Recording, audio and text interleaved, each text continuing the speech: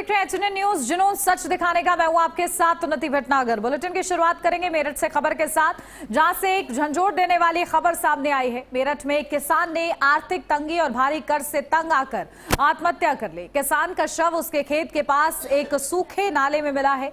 परिजनों ने बताया कि लगभग 1 साल पहले उनके ट्यूबवेल का बिजली कनेक्शन काट दिया गया था। इससे उनकी खेती प्रभावित हुई और उन पर कर्ज का बोझ बढ़ता गया, जिससे वे मानसिक रूप से परेशान रहने लगे थे। मृतक की पत्नी गीता और बेटे तनिष्क ने आरोप लगाया कि ट्यूबवेल का बिजली कनेक्शन दोबारा जोड़ने के लिए उनसे 1 लाख रुपए की मांग की जा रही थी। आर्थिक तंगी के कारण विमल इतनी बड़ी रकम जुटाने में असमर्थ थे, जिससे उनकी परेशानियां और ज्यादा बढ़ गईं। परिजनों ने बताया है कि विमल घर से निकले थे, लेकिन देर शाम तक वापस नहीं लौटे। इसके बाद उनके बेटे ने खेत पर जाकर तलाश की, जहां एक सूखे नाले में उनका शव पड़ा मिला। शव के पास सल्फास की एक डिब्बी भी मिली, जिससे आत्महत्या की पुष्टि हुई है।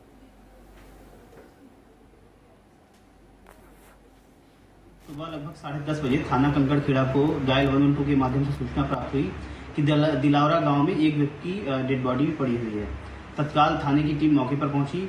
मौका मुआयना करने पर देखा गया कि उस मृतक के पास से एक सल्फास की डिब्बी, एक पानी की बोतल और एक देसी शराब का पाउच भी प्राप्त हुआ है। प्रथम दृष्टया यह आत्महत्या का प्रकरण प्रतीत होता है और मृतक का नाम विमल पुत्र स्वर्गीय तेजपाल है। कानून व्यवस्था की स्थिति मौके पर सामान्य है। शव को कब्जे में लेकर पीएम के लिए भेजा जा रहा है। साथ ही अन्य आवश्यक विधिक कार्रवाई अमल में लाई जाएगी। और चलिए इस पर अपडेट लेते हैं। हमारे संवाददाता मनीष परासर हमारे साथ जुड़ गए हैं। मनीष, क्या कुछ जानकारी मिल रही है? देखिए, आर्थिक तंगी वजह बनी है आत्महत्या की। फिलहाल पुलिस की ओर से क्या कुछ जानकारी? उन्नति, जहां सरकार लगातार किसानों की आय को बढ़ाने का कार्य कर रही है, तो वहीं ये जो एक मामला सामने आया बड़ा झकझोर देने वाला मामला है, क्योंकि 1 वर्ष पहले जब किसान की ट्यूबवेल की लाइट काट दी गई, उसकी सिंचाई नहीं हो पाई, उसके खेतों की सिंचाई नहीं, उसकी फसल बर्बाद हो गई, जिस कारण वो कर्ज में डूब गया। अब उससे जब लाइट जोड़ने की बात वो लगातार 1 वर्ष से बिजली विभाग से करता आ रहा था, उससे 1 लाख रुपए की डिमांड यहाँ पर की जा रही थी। जहाँ सरकार जीरो टॉलरेंस की नीति और भ्रष्टाचार मुक्त प्रदेश बनाने की बात कर रही है, तो वहीं ये जो निचले तबके के अधिकारी है लगातार सरकार के इन दावे और वादों को पलीता लगाते नजर आ रहे हैं। किसान ने बिजली विभाग की लापरवाही और भ्रष्टाचार के चलते ये आत्मघाती कदम उठाया और उसे सल्फास खाकर, जब पुलिस के प्रथम दृष्टया जांच में आया कि सल्फास खाकर उसने अपनी जीवन लीला समाप्त कर ली। सरकार लगातार किसानों को प्रोत्साहित कर रही है, उनका बढ़ावा कर रही है, उनकी फसलों को बढ़ाने के लिए उनकी आय भी दुगनी करने का कार्य कर रहे हैं। लेकिन वहीं अब जब भ्रष्टाचार के लिप्त ये अधिकारी लगातार इस तरह के कार्य कर रहे हैं, जिससे किसान परेशान है और उसने आत्मघाती कदम यहाँ पर उठाया। फिलहाल परिजनों का साफ तौर पर कहना है कि बिजली विभाग से 1 वर्ष से लगातार गुहार लगा रहे थे कि उनके ट्यूबवेल की लाइट यहाँ पर जोड़ जाए, जिस कारण उनकी फसल खराब हो रही है। लेकिन फसल का जो पैसा नहीं मिलने के कारण और फसल खराब होने के कारण किसान का परिवार बुरी तरह से टूट चुका था और इसी के चलते किसान अवसाद में था और उसने ये आत्मघाती कदम उठा लिया और अपनी जीवन लीला को समाप्त कर लिया। बिल्कुल, देखिए, परिजन काफी ज्यादा परेशान है और जिस तरीके से उनसे 1 लाख रुपए की मांग की जा रही थी, जिसको वो देने में असमर्थ थे, इस दिशा में भी क्या कोई कार्रवाई?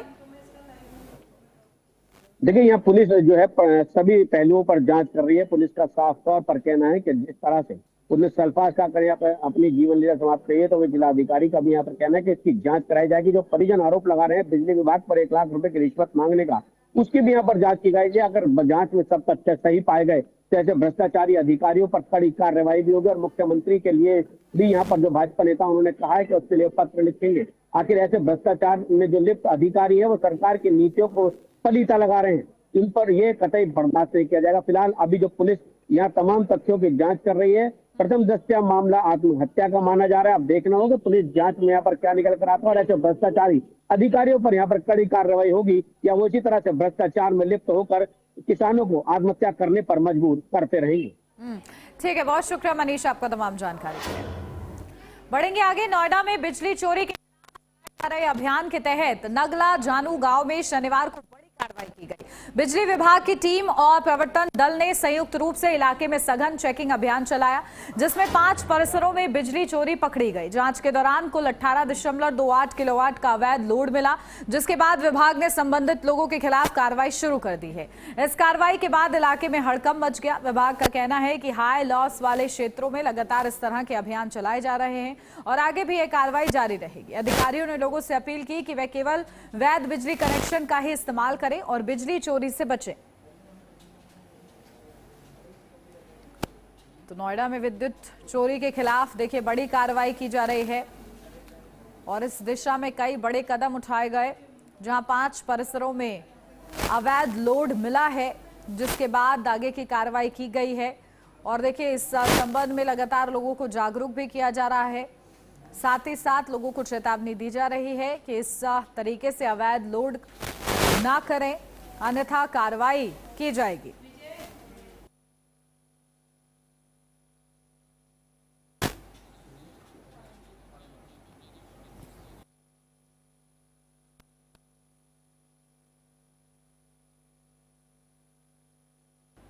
और चलिए हमारे साथ हमारे संवाददाता रमेश परिहार जुड़ गए हैं सीधा उन्हीं का रुख। रमेश, क्या कुछ जानकारी? देखिए विद्युत विभाग अलर्ट मोड पर है, जिस तरीके से अवैध लोडिंग हो रही है उसको लेकर कार्रवाई की जा रही है, क्या कुछ अपडेट?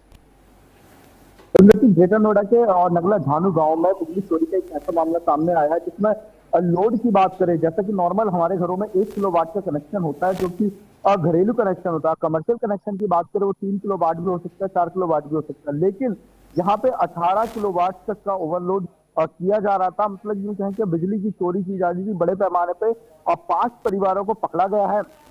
5 घरों में परिवर्तन के विभाग के द्वारा, बिजली विभाग के द्वारा छापा मारा गया, उसमें 5 परिवारों को पकड़ा गया है और इनके द्वारा चोरी करते हुए रंगे हाथ पकड़ा गया। इनके जब मौके पर टीम पहुंची तो मौके पर टीम ने देखा कि इनके यहाँ पे मीटर लगा हुआ है, लेकिन मीटर का जो कनेक्शन है वो 1 किलोवाट का पास है और उसमें 18 किलोवाट तक की बिजली चोरी की जा रही है।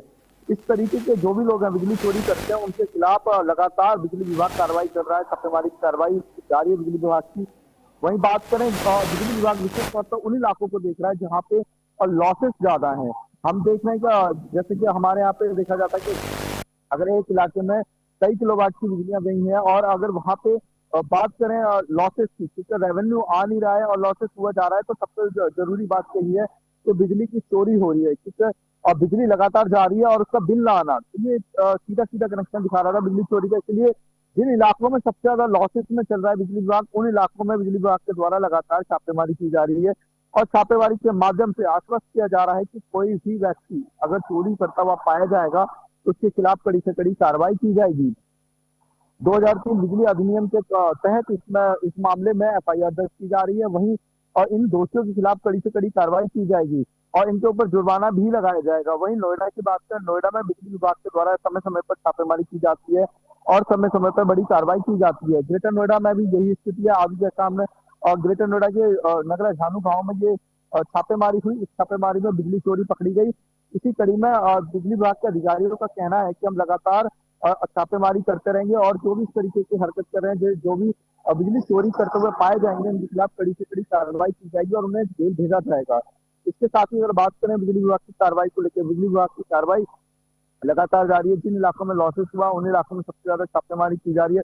वहीं अगर कोई इनपुट मिलता है कि बिजली चोरी की जा रही है तो उस इनपुट के आधार पर बिजली विभाग के द्वारा छापेमारी की जाएगी और उनके खिलाफ कड़ी से कड़ी कार्रवाई की जाएगी। विशेषकर ग्रामीण इलाकों की बात करें, गर्मी का टाइम चल रहा, लोड ज्यादा होता है और एसी वगैरह ये लोग यूज करते हैं, इसकी वजह से लोड अधिक बढ़ जाता है। जब लोड अधिक बढ़ जाएगा और उसके बाद रेवेन्यू नहीं आएगा तो बिजली विभाग को कहीं ना कहीं मजबूरी कार्रवाई करनी पड़ेगी और करनी भी चाहिए, क्योंकि इस तरीके से बिजली चोरी एक अपने आप में अपराध है और संसाधन और राज्य सरकार का संसाधन है बिजली, अगर उसकी चोरी करते हैं तो कहीं ना कहीं उनको सजा होना तय है। तो वही बिजली विभाग की ग्रेटर नोएडा बिजली विभाग ने मॉनिटरिंग किस तरीके से रमेश की जाएगी कि अवैध लोडिंग जो है वो उसकी धरपकड़ होती रहे इसी तरीके से, उसकी मॉनिटरिंग के लिए क्या व्यवस्था? मॉनिटरिंग के लिए व्यवस्था इनकी ये होती है कि इनके कुछ सूत्र होते हैं जो इनपुट देते हैं, इनको बिजली विभाग को इनपुट देते हैं, शिकायत करते हैं कि यहाँ पे इस जगह पे, इस इलाके में इस समय पे चोरी की जा रही है। विशेष तौर पर हम देखते हैं खंबे से सीधा लोग क्या करते हैं, जो खंबे से तार आ रहा है आपके घर के मीटरों तक, उसके बीच में कनेक्शन करके तार जोड़ लेते हैं और फिर वो अवैध रूप से बिजली का उपयोग करते हैं। दुरुपयोग होता है बिजली का और उससे इनके बिल में कमी आती है। अगर बिल की बात करें, बिल आ रहा है 2 से 3 हजार रुपए, लेकिन बिजली यूज हो रही है तकरीबन 20 हजार रुपए की महीने की। तो इस तरीके के जो ये लोग काम करते हैं, इन लोगों की मॉनिटरिंग के लिए बिजली विभाग की टीम होती है। सूत्रों के हवाले से पता चलता है और इनपुट दिया जाता है कि यहाँ पे इस इलाके में चोरी हो रही है। वहीं अगर विशेष तौर पर बात करें इनके जो डेटा देखा जाता है कि जब हमने यहाँ पे 50 घर में कनेक्शन दिया, 50 घर के हिसाब से अगर प्रति महीने की और बात करी जाए, अगर 1,000 रुपए एक घर से आ रहा है, एग्जाम्पल के तौर पर 1,000 रुपए एक घर से आ रहा है तो 50,000 रुपए रेवेन्यू आना चाहिए।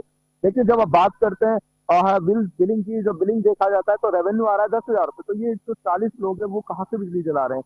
वो कहीं ना कहीं घर के संसाधन तो एक्टिव बैठ के यूज करेंगे, फ्रिज यूज करेंगे, कूलर यूज करेंगे और वॉशिंग मशीन यूज करेंगे और बिजली के लिए बल्ब यूज करेंगे। अगर इतना एक घर में इक्विपमेंट इलेक्ट्रॉनिक इक्विपमेंट यूज होते हैं, अगर वो यूज हो रहे हैं तो फिर वो रेवेन्यू क्यों नहीं आए? इस तरीके से ये डेटा कलेक्ट करते हैं कि हमने अगर 50 लोगों को कनेक्शन दिया है, वहां से 40 लोगों का बिल नहीं आ रहा है तो लॉसेस में जा रहे हैं, तो इसलिए कार्रवाई कर रहे हैं। ठीक है, बहुत शुक्रिया रमेश आपका तमाम जानकारी के लिए। यहाँ रुक एक छोटे से ब्रेक के लिए, जल्द हाजिर होते हैं।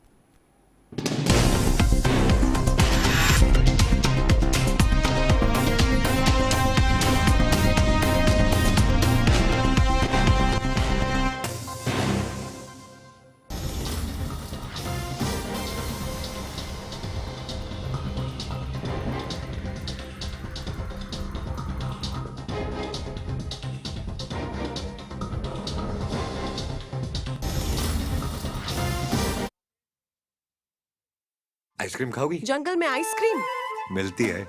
समर कूल रेफ्रिजरेटर, आप अपनी ड्यूटी निभाओ, ये अपनी ड्यूटी निभाएगा। समर कूल, लाइफ बनाए वंडरफुल।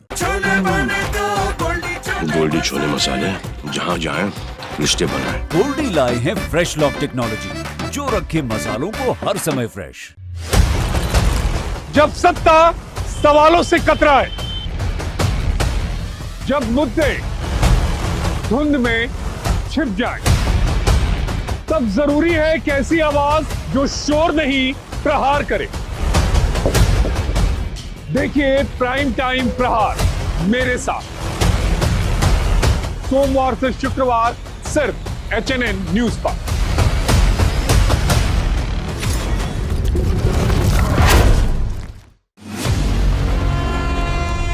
जहां हर सुबह के साथ उठते हैं नए सवाल, जहां हर ओर गूंजती है जनता की आवाज, गांव की चौपाल हो या सत्ता का दरबार, सियासी आग हो या रिश्तों का जहर, देश के सबसे बड़े सूबे की 5 बड़ी खबर। यूपी बोलता है HNN न्यूज पर सुबह 8 बजे।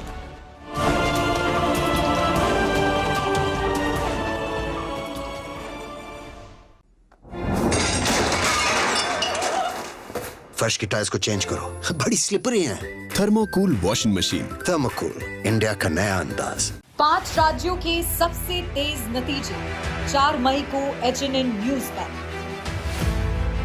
सुबह 8 बजे से लगातार।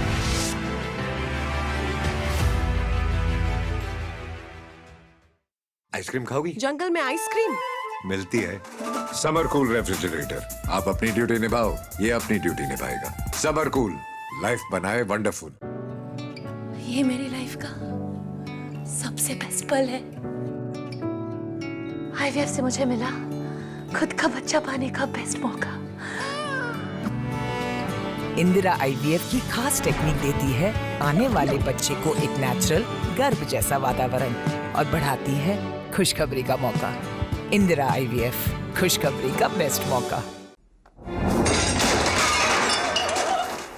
फर्श की टाइल्स को चेंज करो, बड़ी स्लिपरी हैं। थर्मोकूल वॉशिंग मशीन। थर्मोकूल, इंडिया का नया अंदाज। जब बात सेहत की हो तब लापरवाही छोड़िए।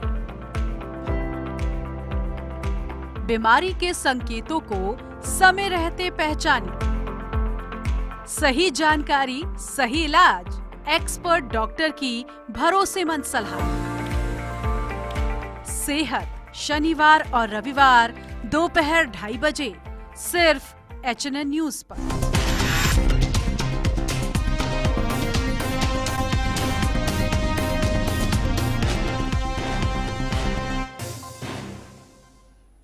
ब्रेक के पास स्वागत है आपका। बढ़ते हैं आगे। रामपुर में पुलिस ने 2 दिन पहले मिले गौवंशीय पशु के अवशेष के मामले में बड़ी कार्रवाई करते हुए एक आरोपी को गिरफ्तार किया है। आरोपी के कब्जे से एक अवैध तमंचा, कारतूस और पशु काटने के उपकरण बरामद किए गए हैं।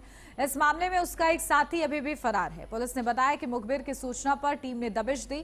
वहां एक संदिग्ध व्यक्ति को घेर कर पकड़ा गया। तलाशी के दौरान उसके पास से 315 बोर का अवैध तमंचा और 2 जिंदा कारतूस मिले। इसके अलावा एक प्लास्टिक के कट्टे में रस्सी, कुल्हाड़ी, छुरी और अन्य उपकरण भी बरामद हुए। पूछताछ में आरोपी ने माना कि वो अपने एक साथी के साथ मिलकर निराश्रित गौवंशीय पशुओं को पकड़कर जंगल में ले जाकर उनका वध करता था।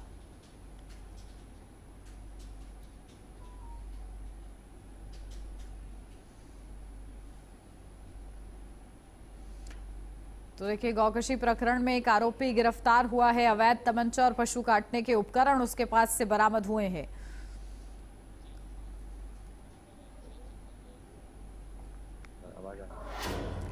अपडेट लेते हैं, हमारे संवाददाता विशाल सक्सेना हमारे साथ जुड़ गए। विशाल, क्या कुछ जानकारी मिल रही है? देखिए, बड़ी गिरफ्तारी हुई है, क्या कुछ पता चला है? कब से ये इस तरीके के काम में संलिप्त?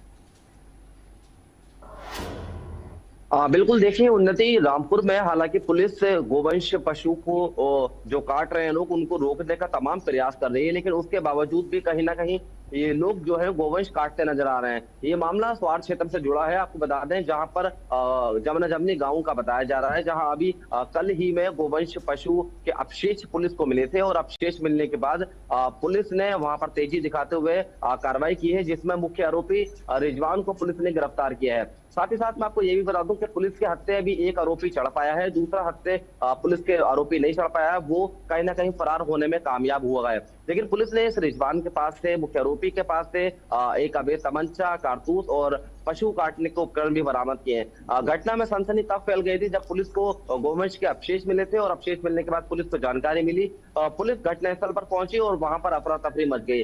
हालांकि पुलिस में इसमें कार्रवाई तो जरूर कर दी है, लेकिन अभी भी एक आरोपी की तलाश जारी है। सबसे बड़ी बात यह है और सवाल ये खड़ा होता है कि आखिर गोवंश जो पशु ये काटते हैं, इनको लगाम कब तक लग जाएगी। लगातार पुलिस प्रशासन टीम गठित करने के बाद आरोपियों को धर पकड़ता है, गोलीबाजी भी करता है, इनकाउंटर भी किए जाते हैं, लेकिन आखिर गोवंश काटने की जो घटना है वो आए दिन सामने आती है। उसको लेकर रामपुर पुलिस सोमेंद्र मीणा ने लगातार टीम गठित करने के बाद कार्रवाई शुरू कर दी है, लेकिन उसमें भी एक आरोपी फरार चल रहा है और एक आरोपी को पुलिस ने अपने धर दबोच लिया है।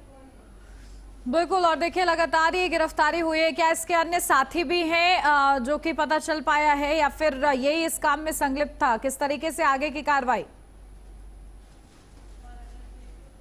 हाँ, बिल्कुल, इनका एक गिरोह है और इनकी एक बहुत लंबी चेन होती है, उसके बाद ही ये घटना को अंजाम देते हैं। और साथ ही साथ ये भी बता दूं आपको कि इसमें एक आरोपी फरार चल रहा है, लेकिन अभी जो रिजवान से पूछताछ पुलिस गंभीरता से कर रही है। पुलिस उससे पूछताछ के बाद यानी कि और भी साथी जो है वो उनका नाम सामने निकल कर आएगा। और सबसे बड़ी बात यह है कि रिजवान ने खुद कबूला है कि मैंने इस घटना को स्वीकार किया था। जो अवशेष वहां पर पुलिस को जमना जमनी क्षेत्र में मिले थे, वो फेंके गए थे, वो स्वीकार किया है। साथ ही साथ अपने साथी का भी नाम बताया है और अपने साथी के साथ ही घटना को स्वीकार किया है। अभी एक आरोपी की मामले के प्रकाश में आ रहा है कि रिजवान ने बताया कि मेरा एक साथी इसमें और था, जो हम 2 लोगों ने घटना को मिलकर अंजाम दिया था। कार्रवाई सुनिश्चित की जा रही है यानी कि। ठीक है, बहुत शुक्रिया विशाल आपको तमाम जानकारी के लिए। अब खबर यूपी के आगरा से है, जहां एक बीएससी के छात्र ने पिता की लाइसेंसी रिवॉल्वर से गोली मारकर आत्महत्या कर ली। छात्र के आत्मघाती कदम से परिवार में कोहराम मचा हुआ है। सूचना पर पहुंची पुलिस अब मामले की जांच कर रही है कि छात्र ने आत्महत्या किस वजह से की। शनिवार सुबह अनुज ने पिता की लाइसेंसी रिवॉल्वर से खुद को गोली मारी। अचानक घर में गोली चलने की आवाज सुनी तो परिजन दौड़कर कमरे में पहुंचे, जहां पर अनुज खून से लथपथ पड़ा मिला। ये देखकर आनंद फानन में परिजन उसे अस्पताल लेकर पहुंचे, मगर उसने रास्ते में दम तोड़ दिया। सूचना पर खेरागढ़ थाना पुलिस भी मौके पर पहुंची गई। डॉक्टर संजय सिरवार ने बताया कि वह पशु चिकित्सक है, गांव में उनका क्लिनिक है। उनके 2 बेटे हैं। बड़ा बेटा सतीश सिकरवार बीएसएफ जवान है, उसकी तैनाती नागालैंड में है, जबकि छोटा बेटा अनुज सिकरवार है, जो बीएससी एग्रीकल्चर अंतिम वर्ष का छात्र था। वो पढ़ाई में ठीक था। उसने आत्महत्या क्यों की, ये कोई समझ नहीं पा रहा है।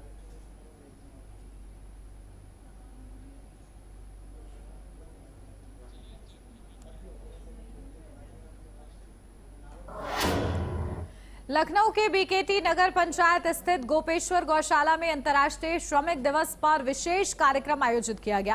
कार्यक्रम में मंत्री धर्मपाल सिंह ने श्रमिकों, गौसेवकों और केयर टेकरों को सम्मानित कर उनका उत्साहवर्धन किया। उन्होंने गौवंशों को गुड़ चना खिलाकर सेवा कार्य में भाग लिया और गौशाला परिसर में पीपल के पौधे भी रोपे। मंत्री ने कहा कि गौवंशों की देखभाल सरकार की प्राथमिकता है। साथ ही भूसा संग्रह अभियान तेज करने और हरे चारे का उत्पादन बढ़ाने के निर्देश दिए गए। कार्यक्रम में एसीएस मुकेश मेश्राम सहित कई अधिकारी मौजूद रहे। इस समय देश पर युद्ध के बादल, दुनिया में युद्ध के बादल मंडरा रहे हैं। आगे आने वाले समय में जैसे एलपीजी गैस की समस्या हुई, अब आगे आने वाले समय में खाद की समस्या भी हो सकती है, यूरिया और डीएपी की। तो हम अपनी इन गौशालाओं में ये कंपोस्ट खाद बनाकर, वर्मी कंपोस्ट बनाकर और गोबर गैस से हमारी कुछ गौशालाओं में कुछ लोग अच्छे काम कर रहे हैं, पूरे गांव को सप्लाई देने का काम कर रहे हैं। तो इसलिए एलपीजी की जगह गोबर गैस बनाकर उसका पूरा प्रबंध करना और फर्टिलाइजर जो केमिकल खाद है उसकी जगह कंपोस्ट खाद, गाय के गोबर की खाद बनाकर किसान के फसल का उत्पादन बढ़ाना और किसानों को गौशाला से जोड़ने का काम करना, इसी के लिए आज मेरा यहाँ आना हुआ है। और इस लेबर डे पर, श्रमिक दिवस, अंतर्राष्ट्रीय श्रमिक दिवस पर मैं सभी को बधाई देते हुए और आपको भी धन्यवाद देते हुए कि आप सब लोग यहाँ इस गौशाला में पधारे। यूपी के अलीगढ़ में उस वक्त हड़कंप मच गया। सोशल मीडिया पर हुई कहासुनी ने जब हिंसक रूप ले लिया। पूरा मामला नगला पटवारी का है, जहां इंस्टाग्राम पर कमेंट और पोस्ट को लेकर शुरू हुआ विवाद इतना बढ़ गया कि दबंगों ने दो भाइयों पर फायरिंग कर दी। मामले की गंभीरता को देखते हुए अलीगढ़ पुलिस ने तेजी से कार्रवाई करते हुए मात्र 12 घंटे के अंदर घटना का खुलासा कर दिया। पुलिस ने इस मामले में कुल 10 अभियुक्तों को गिरफ्तार किया है। गिरफ्तार आरोपियों के कब्जे से 4 अवैध तमंचे भी बरामद किए गए हैं। कल रात नगला पटवारी क्षेत्र, थाना क्वारसी क्षेत्र अंतर्गत दो पक्षों में जो है लड़ाई झगड़े की, फायरिंग की सूचना प्राप्त हुई। इसमें दरअसल दो पक्षों के बीच में इंस्टाग्राम की कमेंटबाजी को लेकर के पिछले कई दिनों से आपस में टशनबाजी चल रही थी। आपस में एक वर्चस्व की, एक आपस में ग्रुपिज्म की जो आपस में एक लड़ाई चल रही थी। कल ये दोनों पक्ष जो है नगला पटवारी क्षेत्र में एक कब्रिस्तान के पास एक नाले पर जो है इकट्ठा हुए। आपस में दोनों के बीच में विवाद हुआ, मारपीट हुई। इसमें जो एक समीर पक्ष है, समीर पक्ष के 4 लोग जो है अपने साथ एक अवैध तमंचे जो है वो कैरी कर रहे थे। उसमें समीर है, अर्श है, तुफैल है और शमीम है। चारों अपने पास अवैध तमंचे कैरी कर रहे थे। जब इनके बीच में लड़ाई झगड़ा हुआ, मारपीट हो रही थी, तो इसी बीच अर्श जो है अपने पास जो तमंचा है उससे फायर कर देता है। जो गोली जो है समीर के लगती है। समीर की जैसी हमें सूचना मिलती है तत्काल उसको जेएनएम हॉस्पिटल ले जाया जाता है मेडिकल उपचार के लिए। करंटली उसका जो है जेएनएम में उपचार चल रहा है, उसका ऑपरेशन हो चुका है, करंटली स्टेबल है, आईसीयू में भर्ती है। उससे तहरीर लेकर जो है सुसंगत धाराओं में, बलवा में, हत्या के प्रयास में और अन्य सख्त धाराओं में थाना क्वारसी का अभियोग पंजीकृत किया जाता है। बुलंदशहर से एक बेहद दर्दनाक और दिल दहला देने वाली वारदात सामने आई है, जहां युवती को जिंदा जलाने के मामले में इलाज के दौरान उसकी मौत हो गई। 8 दिन तक जिंदगी और मौत के बीच जूझने के बाद युवती ने दिल्ली के सफदरजंग अस्पताल में दम तोड़ दिया। जानकारी के अनुसार युवती अपने प्रेमी की सगाई की सूचना मिलने पर गांव पहुंची थी। आरोप है कि इसी दौरान प्रेमी और उसके भाई ने मिलकर उस पर पेट्रोल डालकर उसे आग के हवाले कर दिया। पुलिस ने इस मामले में प्रेमी समेत 2 आरोपियों को गिरफ्तार कर जेल भेज दिया है।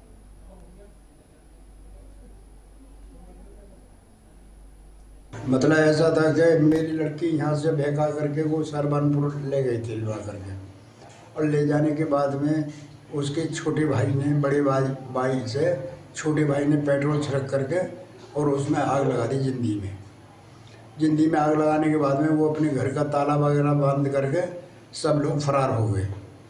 यहाँ से फिर मतलब मेरी लड़का की घरवाली, उसकी मम्मी गई। जब उसे मतलब गाड़ी में घेर करके 12 नंबर की में 112 नंबर की में गाड़ी में घेर करके शिकारपुर लेकर के आई। शिकारपुर से रेफ़र करने के बाद में बुलंदशहर कर दी और बुलंदशहर के रेफ़र करने के बाद में वो दिल्ली कर दी।